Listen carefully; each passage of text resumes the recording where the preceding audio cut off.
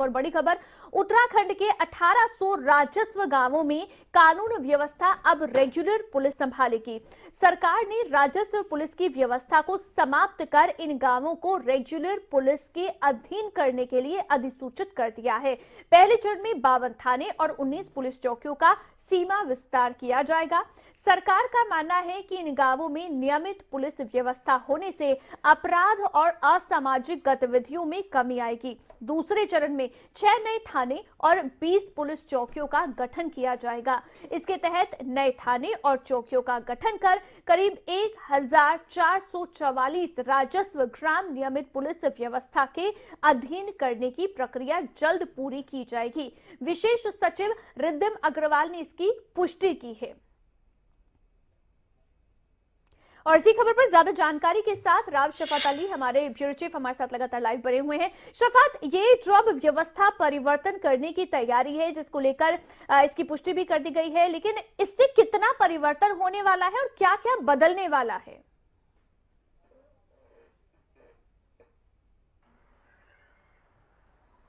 वंशिका, इसको कह सकते हैं कि ये धामी सरकार का एक ऐतिहासिक फैसला है, क्योंकि देखा जाए तो जब ब्रिटिश दौर था तो उस वक्त से ही उत्तराखंड के अंदर ये व्यवस्था रही है। राजस्व ग्राम में जो राजस्व पुलिस है वही काम करती रही और ये व्यवस्था बहुत सारे ऐसे हजारों गांव हैं जो आज तक नहीं बदली थी। लेकिन जब अंकिता हत्याकांड हुआ, क्योंकि अंकिता हत्याकांड पौड़ी के क्षेत्र में होता है और पौड़ी के उसी क्षेत्र में राजस्व पुलिस काम करती है, तो तब से ये सवाल उठने लगे थे कि इससे आधुनिक युग में भी अगर राजस्व पुलिस काम कर रही है तो ये कहीं ना कहीं सवालिया निशान खड़े होते हैं सरकारों के ऊपर। तो तभी से धामी सरकार ने फैसला कर लिया था कि राजस्व पुलिस की जो व्यवस्था है वो पूरी तरह से खत्म कर दी जाएगी और जो रेगुलर पुलिस है, सिविल पुलिस है, उसको सौंपी जाएगी ये जिम्मेदारी। शफात, एक बार हमारे दर्शकों की सहूलियत के लिए एक बार जानकारी ये भी दें कि राजस्व पुलिस व्यवस्था आखिर किस तरह से काम करती थी अब तक, जिसको अब खत्म करने का फैसला धामी सरकार ने लिया है।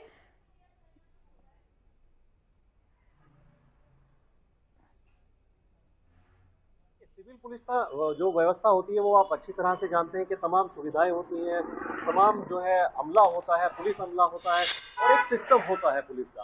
लेकिन जो राजस्व पुलिस होती है वो एक तहसील के थ्रू या पटवारी उसको कह सकते हैं कि सिर्फ एक या दो व्यक्ति उस क्षेत्र में काम करते हैं। यानी वहां अगर कोई घटनाएं हो जाती है तो सिर्फ उन्हीं के ऊपर ये डिपेंड रहता है कि वो किसकी रिपोर्ट दर्ज कर रहे हैं, किसकी नहीं कर रहे हैं। उनके साथ कोई ऐसी मेन पावर नहीं होती है ताकि वो सही तरीके से, निष्पक्ष तरीके से उसकी इन्वेस्टिगेशन करें या सबूतों को जुटाएं। तो ये सबसे बड़ी समस्या थी उन क्षेत्रों के अंदर, क्योंकि सिविल पुलिस का अपना एक सिस्टम होता है, वो काम करने का एक तरीका होता है और निष्पक्ष तरीके की जांच होती है, जिम्मेदारी दी जाती है एसआई को या एसपी सिटी या अलग अलग क्षेत्र में जो अधिकारी हैं पुलिस के वो तैनात होते हैं। लेकिन जो राजस्व ग्राम होता है वहाँ इस तरह की कोई व्यवस्था नहीं होती है। वहाँ पटवारी के ऊपर जो राजस्व ग्राम से जुड़े हुए अधिकारी होते हैं या कर्मचारी होते हैं उनके ऊपर जिम्मेदारी होती है और उनको इतनी जानकारियां नहीं होती जितनी सिविल पुलिस को जानकारियां होती हैं अपराध को रोकने के लिए, लॉ एंड ऑर्डर को मेंटेन रखने के लिए। तो यही व्यवस्था खत्म की जा रही है। पहले चरण में जो 1800 राजस्व ग्राम है उनमें इस वक्त सिविल व्यवस्था की जो अधिसूचना है वो जारी कर दी गई है। 52 नए थाने बनेंगे और 19 रिपोर्टिंग पुलिस चौकियां बनेंगी और इसका जो दूसरा चरण होगा उस दूसरे चरण में 6 थाने बनाए जाएंगे। 1444 गांव राजस्व के दूसरे चरण में होंगे और इसके साथ ही 20 रिपोर्टिंग पुलिस चौकियां बनाई जाएंगी। यानी कह सकते हैं कि संपूर्ण तरीके से पूरे उत्तराखंड के अंदर सिविल पुलिस एक सिस्टम के साथ, नए तरीके के साथ काम करेगी और सबसे बड़ी बात है कि जो लॉ एंड ऑर्डर है उसको मेंटेन किया जा सकेगा, जो अपराध दूरस्थ इलाकों में होते हैं उनको रोका जा सकेगा।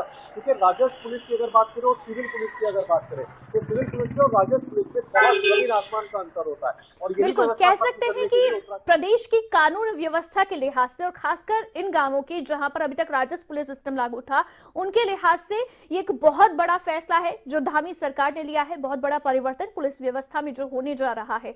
बहुत शुक्रिया राव शफात अली, तमाम जानकारी आपकी ओर से दी गई।